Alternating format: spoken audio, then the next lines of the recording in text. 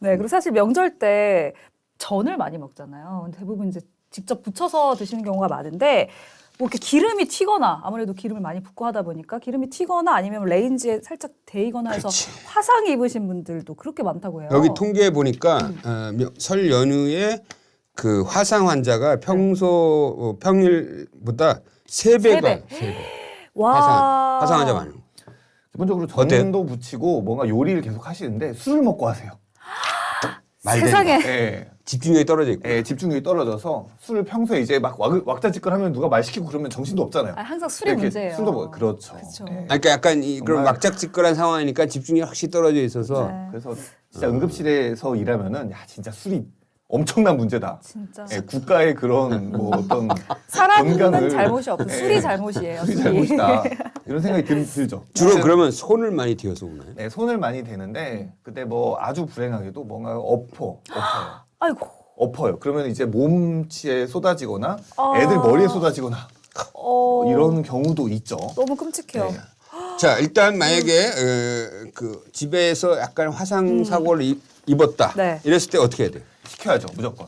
네, 이게 열이 조직으로 넘어가 버립니다. 그래서 이게 계속 딜레이되게 계속 이 손상을 입혀요. 그래서 일단 쿨링 시키는 게 먼저고요. 네. 쿨링이 제일 중요해요. 네, 그죠? 쿨링이 제일 중요해요. 무조건. 네, 일단 입은 건 어쩔 수 그럼 없고. 얼음으로 아니면 뭐 차가운 네, 물로? 얼음을 그냥 대면은 네. 이거 자체가 다시 동상을 일으킬 수도 있어요. 아. 그리고 애초에 그 너무 이게 조직이 이렇게 얼음을 대버리면 조직이 수축하니까 더 좋지 않다는 그런 연구 결과도 있습니다. 그래서 그냥 적당히 찬 걸로 너무 얼음을 직접 닿지 않게 네. 충분한 시간, 30분에서 1시간 이상 쿨링을 해줘야 되고 특히 뭔가 이 그 살이 쏟아져 가지고 피부가 드러났다 그러면은 충분한 세척도 중요하거든요. 그래서 그냥 수돗물로 흐르는 물에 예, 이렇게 오래 쿨링을 해주시면은 일단 초치료는 완벽합니다. 그러니까 보면은 처음에 이제 화상 입었다고 생각했을 때 만약 네. 뭐 불에 댄 게 아니라 그런 뜨거운 튀김이나 뭐 이런 거에 했을 때는 쿨링만 잘해도 차가운 물에. 쿨링만 잘해도 네. 사실은 잘 아물어요.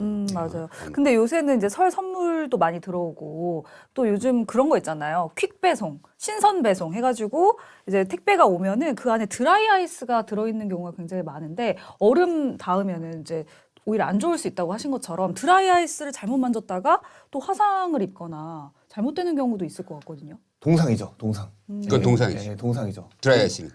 예, 드라이아이스는 어쨌든 그 이산화탄소 결정 그 고체 형태죠. 그죠. 그래서 이제 그 열을 빼앗아 가니까 이제 동상을 입는데 드라이아이스로 동상을 입는 경우 사실상 많지는 않습니다. 많진 않아요? 예, 차니까 바로 이렇게 그 떼세요. 하지만 이게 피부에 붙어가지고 네. 간혹 있는데 간혹 이런 동상은 그냥 동상에 준해서 역시 온도를 좀 미지근한 물 같은데 이렇게 미온수 같은데 올려서 이 조직의 온도 자체를 올려주는 게 또 중요합니다. 화상은 쿨링, 동상은 반대로? 예, 워밍. 워밍. 네, 그런 거죠.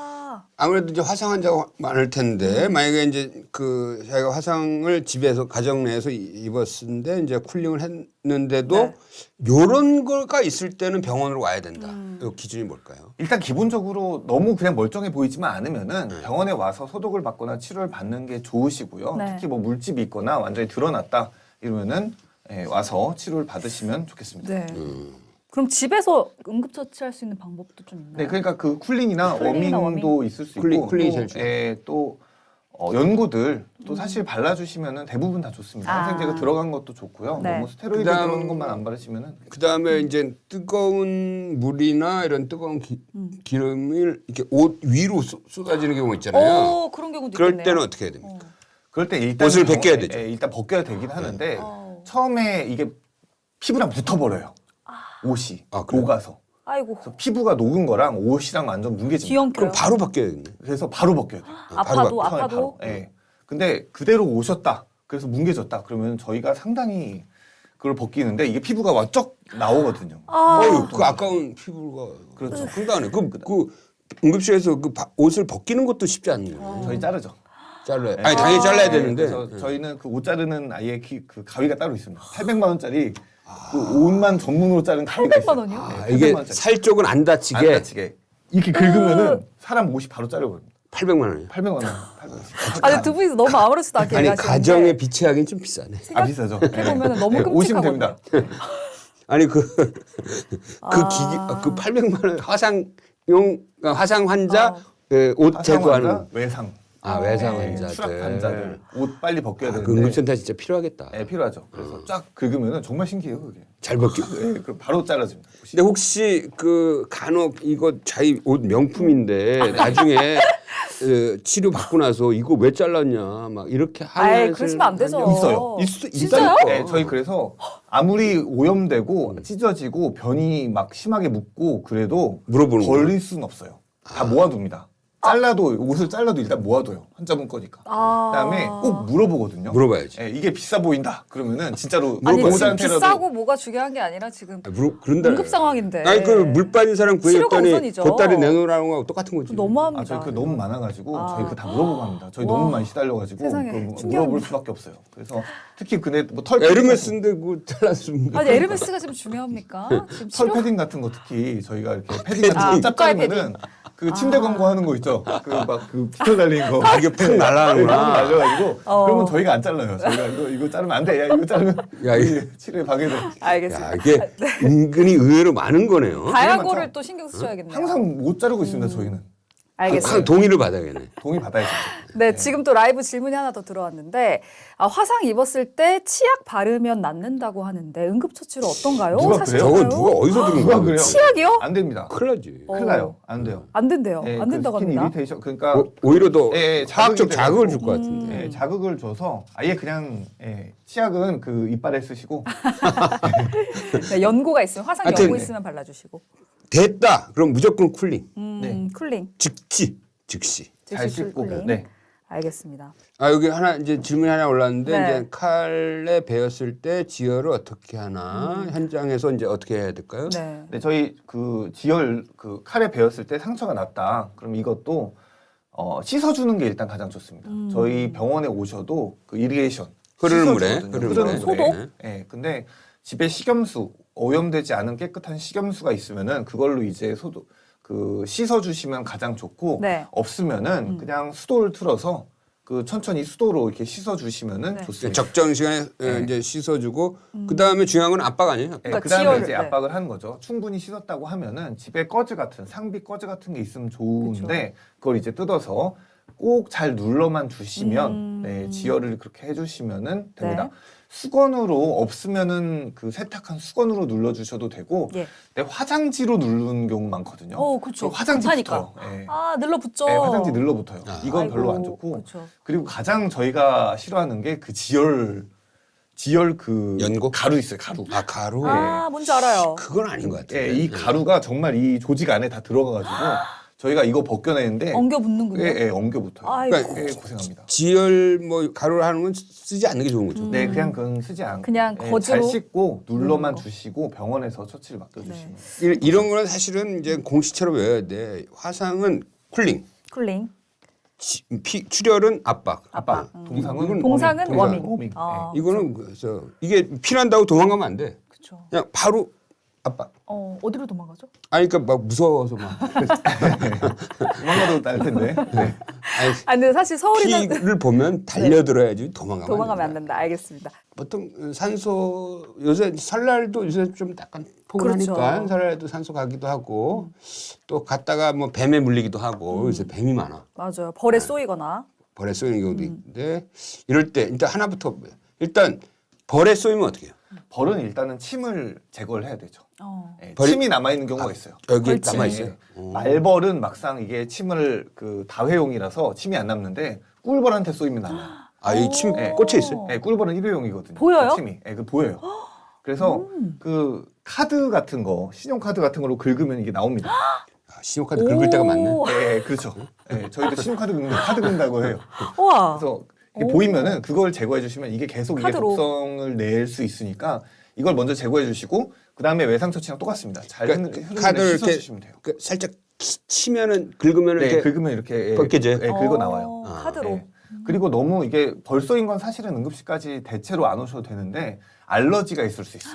그래서 그러니까. 어지럽고 쓰러질 것 같다, 막 혈압 떨어진다, 뭐 이러면은 그거 이제 시작이네. 그거는 이제 아나필락시스 시작이니까 응급실로 그건 오셔야 바로 돼요. 응급실로 가야 돼. 예, 그거는 정말 네, 위험할 수 위험하죠. 있겠네요. 네. 그럼 뱀에 물렸으면 어떻게 해요? 뱀도 일반적인 외상이랑 똑같은데 이건 독이 있으니까 좀 묶어주시는 게 좋은데 너무 꽉 묶으면은 진짜 아예 피 한 피가 안 통을 이렇게 통해서. 묶으면 이거는 이게 괴사가 됩니다.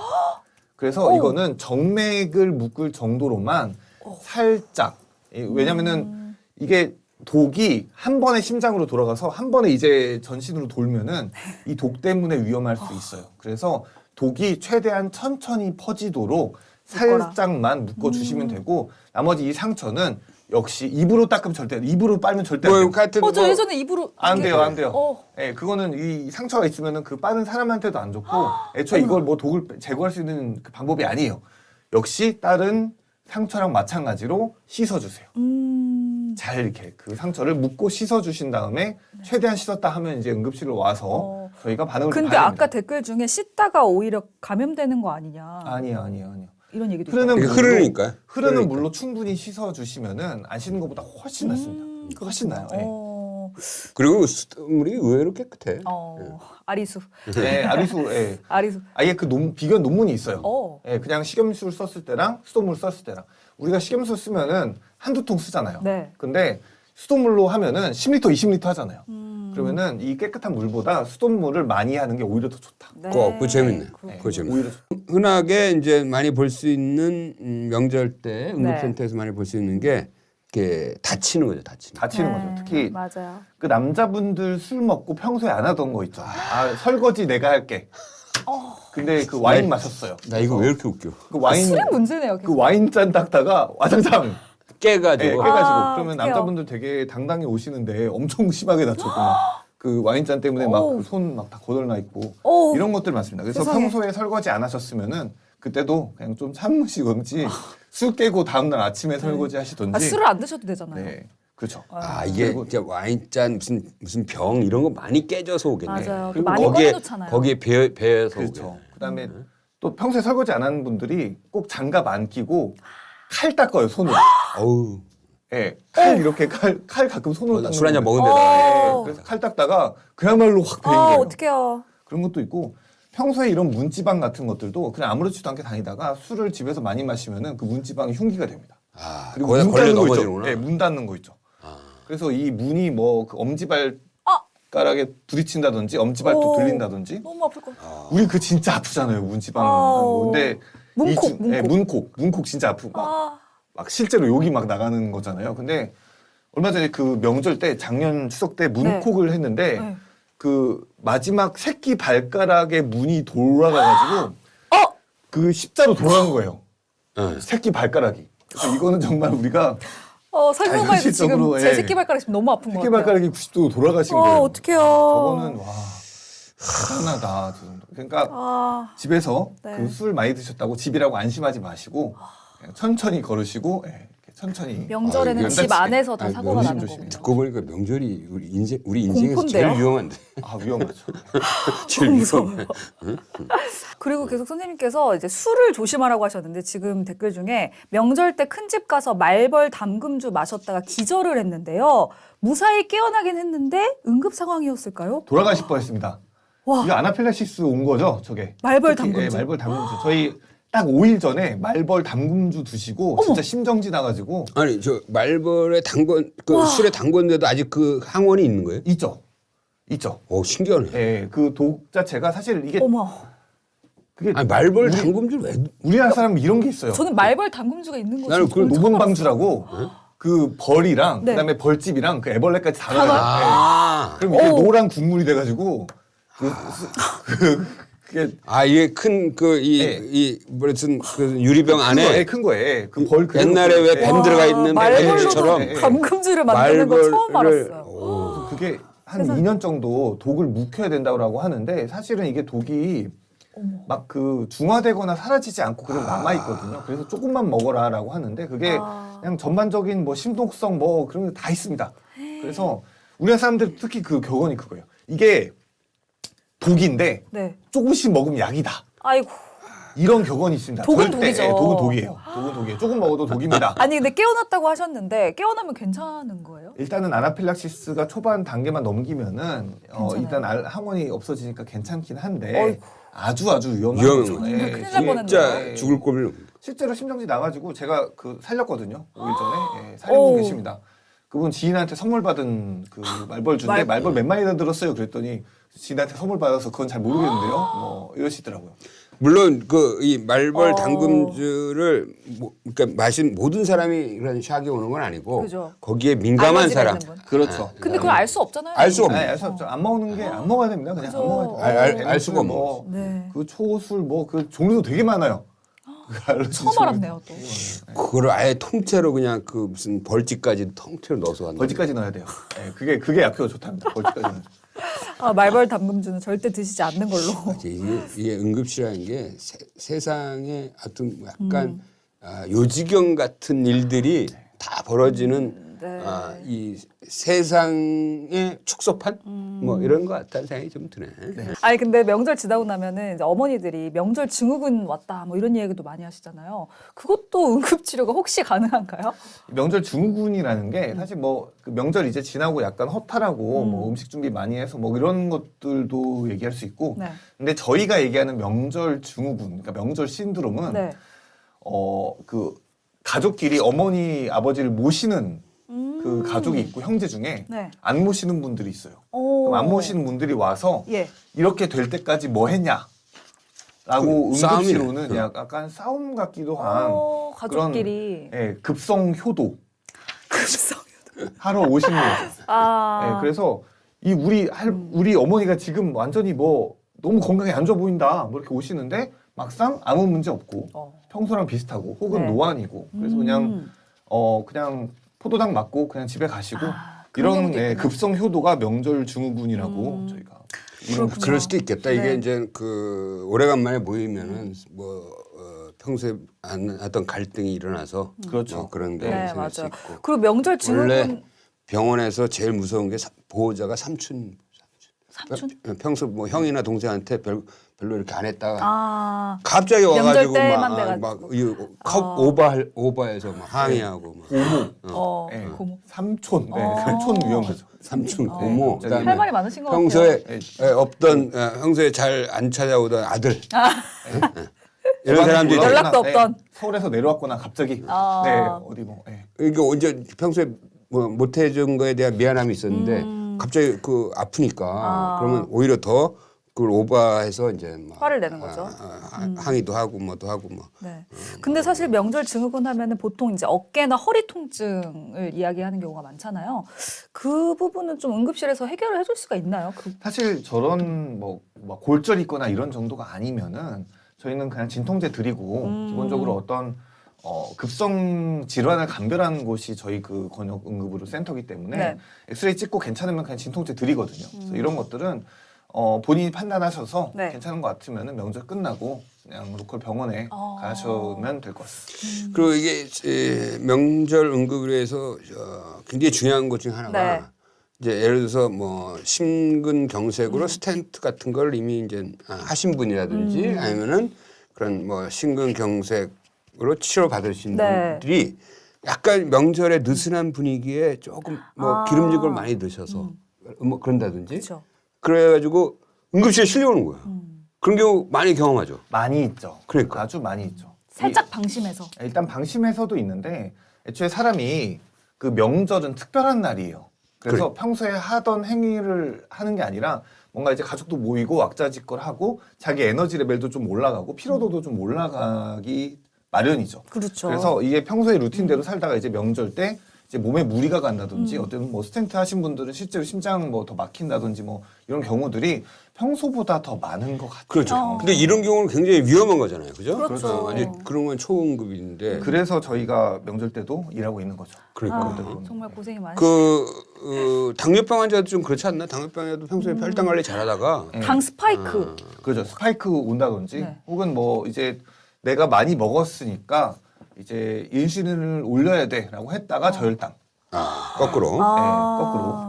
사실 뭐 고혈당은 당장 티는 안 나는데 저혈당은 기절을 하니까 저혈당도 많이 오십니다. 그렇군요.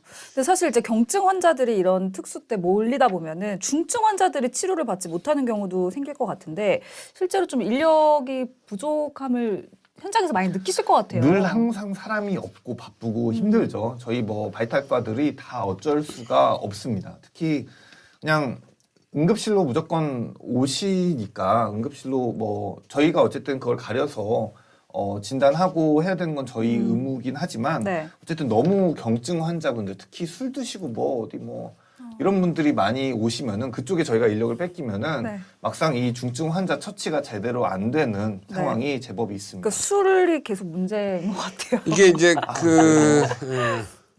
서울이나 수도권 지역은 응급실이 많은데 이제 고향으로 가시는 분들은 어느 병원에 가야 되나 좀 막막하실 것 같거든요. 네, 그래서 미리 알아두시면 가장 좋죠. 근데 119 저희 모두의 세금으로 운영되는 119가 이 정보를 다 취합해서 모았다가 명절 특별 그 전담팀처럼. 전담팀처럼 이걸 다 준비를 해놓습니다. 그래서 전화를 해서 위치를 얘기해 주시면 네. 약국이 어디가 열고 몇 시까지 열고 어떤 진료가 어떻게 되고 안내를 전부 받으실 수 있습니다. 와, 그리고 꿀팁인데요. 누리집 그리고 앱에서도 다 누리집. 이젠 앱에서도 다 가능하니까 아. 근데 뭐 앱까지는 필요하지 않고 그냥 119 전화해서 물어보세요. 그게 가장 그러면은, 빠르네요. 어떤 상황이다. 근데 치료를 어떻게 받을 수 있느냐를 물어보시면 됩니다. 그러니까 이게 거기서도 근무하는 또 의사가 있으니까 의료 지도를 받을 수가 있는 거죠. 그렇죠. 예. 근무하는 의사도 있어서 제가 실제로 그 의료지도 역할을 3년간 공중보건이 때 했습니다. 안 하신 게 그래. 없네요. 그래서 그 의사도 거기 있으니까 의사 상담까지도 가능합니다. 가능하고 그러니까 그리고 이게 진짜 응급실에 갈 상황인지 아닌지도 네. 이제 그렇죠. 그래서 판단해 주고. 전화하시면은 그 예. 기지국이 있어가지고 위치가 어딘지 정말 이 호수까지 떠요. 그러니까 그 위치까지 정확히 뜹니다. 우와. 전화하시는 곳이. 그래서 이거를 바탕으로 저희가 GPS를 통해서 가장 가까운 데를 우와. 그 킬로 단위로 그 몇 킬로 단위로 다 떠요. 너무 이 좋은데요? 핸드폰에 해도. 네, 핸드폰으로 해도 기지국으로 다 저희가 체크를 합니다. 네. 그러니까 그냥 핸드폰으로 119에 전화하시면 최대한 저희가 다 활용하시는 알려드립니다. 게. 네. 그리고 지금 댓글 중에 응급실 너무 비싸요라는 댓글이 있더라고요. 응급실 사실 좀 그 비용도 부담이 되는 건 사실이거든요. 저도 얼마 전에 코로나 걸려가지고 제가 그 감기 걸렸는데 이거 아무리 봐도 이름이 붙은 어떤 병일 것 같다. 저희 환자들 때문에 많이 걸릴 수밖에 없거든요. 그렇죠. 그래서 제가 저 스스로 이게 접수를 시켰더니 저희 응급실 되게 비싸더라고요. 얼마 나왔어요? 저는 간변 받아서 저도 그냥 코로나 검사만 하고 약만 네. 받았는데 15만 원인가. 이게 이제 네. 이 중증도에 따라서 그러니까 중증 응급질환의 중증에 포함되면은 네. 그 응급의료 관리료라는 게 안 붙으니까 괜찮은데 네. 그렇지 않은 상황, 약간 소위 말하면 경증인 상황에서는 더 비싸요. 응급실에서 응급의료 관리를 완전 환자 본인 부담으로 하지. 그게 네. 아마 그게 내가 한 2, 3만 원 차이입니다. 8만 원 정도 하는 것 같은데. 네네. 8만 그래서 원. 그 급성이랑 그 비응급이랑 응급이랑 한 3, 4만 원 차이 정도는 근데 아니에요. 이제 3, 4만 원 차이. 그거는 그 건강보험에서 해주는 거예요.